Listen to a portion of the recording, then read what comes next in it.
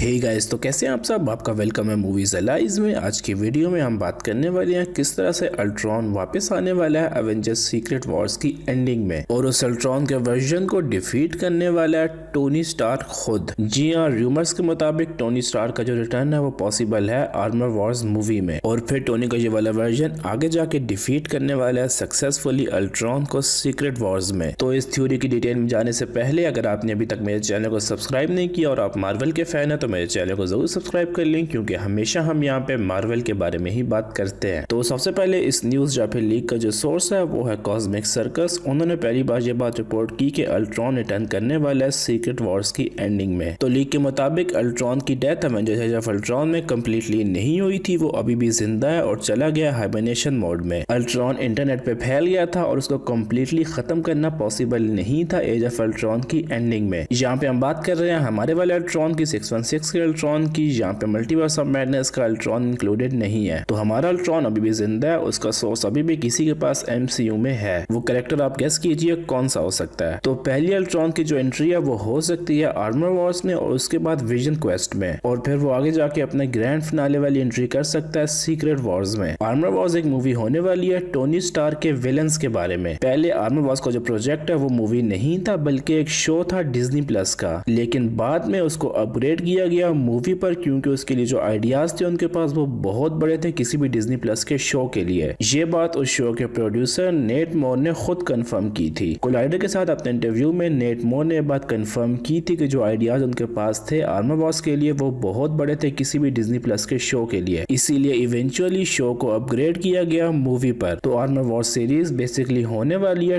Tony के villains के बारे में, कि टोनी के टेक के साथ क्या क्या कर सकते हैं विलन्स अगर उनके हाथ में टोनी का टेक लग जाए। सबसे बड़ा वेपन जो कि टोनी ने अब तक बनाया है वो है अल्ट्रॉन। अल्ट्रॉन टोनी की इन्वेंशन था, और हम ये बात जानते हैं कि अल्ट्रॉन व्हाट इफ शो में एक एपिसोड में कॉन्कर करता है पूरी की पूरी यूनिवर्स को, और फिर वो अपनी पूरी यूनिवर्स को कॉन्कर करने के बाद जाता है मल्टीवर्स में और मल्टीवर्स को भी कॉन्कर करना स्टार्ट कर देता है 1 बाय 1। तो टोनी का ये वाला वेपन अगर किसी मूवी में रिटर्न ना करे तो ऐसा थोड़ा अजीब होगा, इसीलिए लीक्स और र्यूमर्स के मुताबिक टोनी रिटर्न करने वाला है अपने विलन अल्ट्रॉन के साथ साथ आर्मर वॉर्स में, क्योंकि अल्ट्रॉन का जो आइडिया है वो इतना बड़ा नहीं है कि किसी भी शो को मूवी के लिए अपग्रेड कर दिया जाए। उसके लिए अल्ट्रॉन ऑलरेडी अपीयर हो चुका है व्हाट इफ में, और वो एक डिज्नी प्लस की सीरीज थी। तो ये आइडिया टोनी का रिटर्न करना एज AI में भी आर्मर वॉर्स के अपग्रेशन का रीजन बना होगा, और टोनी उस मूवी में रिटर्न करने वाला है एज AI और डिफीट करने वाला है अल्ट्रॉन को। जो क्वेश्चन मैंने आपसे वीडियो में पहले पूछा था कि अल्ट्रॉन द कोड अभी कहां पर है, उसका आंसर है विजन के पास। विजन जो कि हमने देखा था WandaVision शो में, उसको मार्वल स्टूडियोज दे रहा है अपना सोलो शो। उस विजन के पास अभी भी अपनी रूट्स में अल्ट्रॉन का कोड है और वो उसको एक्सेस कर सकता है आसानी से। ब्रूस बैनर ने एवेंजर्स इन्फिनिटी वॉर में बात कंफर्म की थी कि जो विजन है वो सिर्फ माइंड स्टोन नहीं है बल्कि उसके अंदर कोड भी है बैनर का, अल्ट्रॉन का अपना और टोनी का। वो सारा कोड लर्न कर रहा है एक दूसरे से न्यूरॉन्स की तरह और सीख रहा है और बढ़ रहा है एक साथ। Your mind is made up of a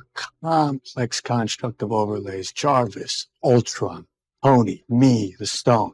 All of them mixed together. All of them learning from one another. If we take out the Stone, there's still a whole lot of vision left, perhaps the best parts. तो basically point ये है कि vision के पास अभी भी Ultron वाला code है और वो कोड कभी भी एक्टिव हो सकता है, और उस अल्ट्रॉन के वर्जन को जो कि होगा विजन की बॉडी में सिर्फ एक पर्सन डिफीट कर सकता है, और वो है टोनी खुद और टोनी का AI। टोनी के AI का वर्जन हम लोग ऑलरेडी एवेंजर्स एंड गेम की एंडिंग में देख चुके हैं, जहाँ पे टोनी ने पॉइंट आउट कर लिया था अपनी डेथ के बाद भी अपनी डॉटर को। टोनी ने एग्जैक्ट मॉर्गन को पिन पॉइंट किया था रूम में, तो वो एक बेसिक वर्जन हो सकता है टोनी का, और कॉमिक्स में ऑलरेडी टोनी रिटर्न कर चुका है एज AI। तो टोनी अपीयर होने वाला है आर्मर वॉर्स में भी और साथ साथ विजन के शो में भी, और उसके बाद टोनी आगे जाके ये वाला वर्जन टोनी का अपीयर होगा सीक्रेट वॉर्स में। सीक्रेट वॉर्स में बड़ा थ्रेट होगा, और वो थ्रेट हमारा वाला अल्ट्रॉन नहीं होगा बल्कि होगा व्हाट इफ वाला अल्ट्रॉन। वो वाला अल्ट्रॉन जिसके पास पूरी की पूरी मल्टीवर्स का नॉलेज है, और उसने फाइट भी की थी इवन वॉचर के साथ। वो हैंड टू हैंड गया था वॉचर के साथ और उसने इवेंचुअली वॉचर को डिफीट भी कर दिया था। तो वो वाला अल्ट्रॉन फाइनली रिटर्न करने वाला है सीक्रेट वॉर्स में, और और टोनी फाइट करने वाला है उस अल्ट्रॉन के वर्जन को। सीक्रेट वॉर्स में हमारे पास होंगे टोनी के 2 वर्जन, एक फिजिकल वर्जन किसी और यूनिवर्स से और एक हमारा वाला वर्जन जो कि होगा एज एआई। टोनी का एआई वाला वर्जन एक्सेस करने वाला है व्हाइट विजन का अल्ट्रॉन का कोड और उसकी मदद से डिफीट करने वाला है मल्टीवर्सल अल्ट्रॉन को। Deadline.com ने ये बात रिपोर्ट की थी कि हम लोग विजन क्वेस्ट शो में देखने वाले हैं विजन को अपनी मेमोरी रीगेन करने की कोशिश करते हुए। विजन की जो मेमोरी है, जैसे कि हम ये बात जानते हैं, वो माइंड स्टोन नहीं है बल्कि बेसिक ओरिजिनल अल्ट्रॉन और टोनी का कोड है। इसके अलावा guys black panther Wakanda forever में भी एआई के फ्यूचर का हिंट आया था क्वीन रमांडा की तरफ से। क्वीन रमांडा ने कहा था कि उनके बिलीफ के मुताबिक एक दिन एआई राइज अप करेगा और सब कुछ टेक ओवर कर लेगा और पूरी अर्थ पे सबको मार देगा। श्यूरी ने उसको डिसमिस कर दिया था एज अ जोक, लेकिन मे बी वो टीजर हो सकता है फ्यूचर के लिए एमसीयू के। अल्ट्रॉन का जो मल्टीवर्सल वर्जन है वो रिटर्न करने वाला है इवेंचुअली सीक्रेट वॉर्स में और टोनी उसको फाइट करेगा। और याद रहे जिस मूवी में पहली बार अल्ट्रॉन अपीयर हुआ था उसका नाम था एज ऑफ अल्ट्रॉन। और एज सिर्फ एक मूवी या फिर एक वीक की नहीं होती,